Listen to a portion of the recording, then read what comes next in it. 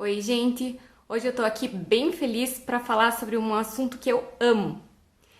Fora os traumatismos cranianos e emergências que eu opero nos plantões da vida, aneurisma cerebral é a doença que eu mais trato. Então, se me deixassem aqui falando sobre aneurisma cerebral, eu ia ficar talvez eternamente.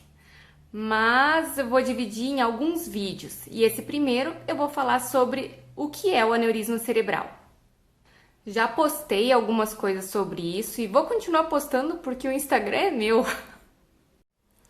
Mas vamos lá. De uma maneira bem simples e didática, eu vou explicar exatamente como eu explico para as famílias que chegam com pacientes com hemorragia cerebral grave e que acabam descobrindo serem por conta de um aneurisma cerebral. O sangue, ele corre dentro do nosso organismo através de artérias e veias. Esses vasos, eles têm estruturas tubulares como se fossem canos no encanamento. E por ali o sangue corre durante uma vida inteira. Mas em determinada região, esse tubo ele fica um pouco mais fraco, a parede dele fica mais fraca e se desenvolve uma bolha, como se fosse uma bexiga de aniversário. O sangue ele continua correndo dentro desse vaso, ele até dá a volta por dentro desse aneurisma e continua. Podem existir aneurismas em todas as regiões do organismo, mas principalmente no cérebro, no tórax e no abdômen. Enquanto esse aneurisma cerebral está lá quietinho, sem se romper, sem fazer nada, a pessoa não sente. Ele é totalmente assintomático e indolor.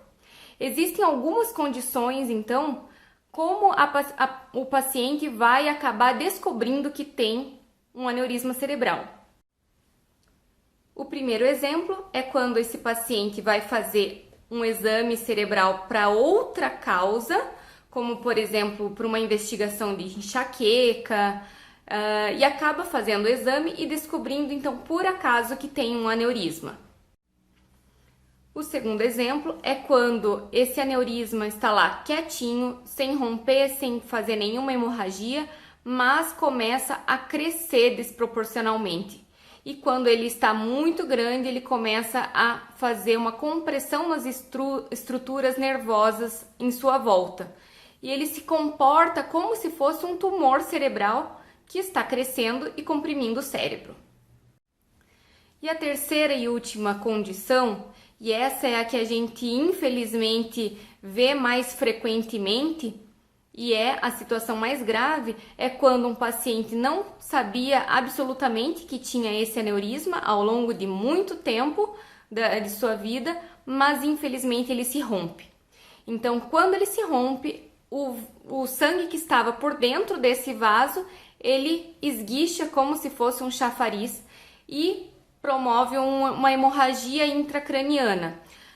O tipo específico de hemorragia, nesse caso, é uma hemorragia subaracnoide, que a gente chama. O tratamento vai depender de qual tipo de aneurisma que é, em qual região do cérebro, as condições clínicas de cada paciente, as condições do hospital e a sua estrutura. Então, uma série de fatores envolvidos com isso vão ser determinantes para a escolha do melhor tratamento. E isso eu vou falar então nos próximos vídeos.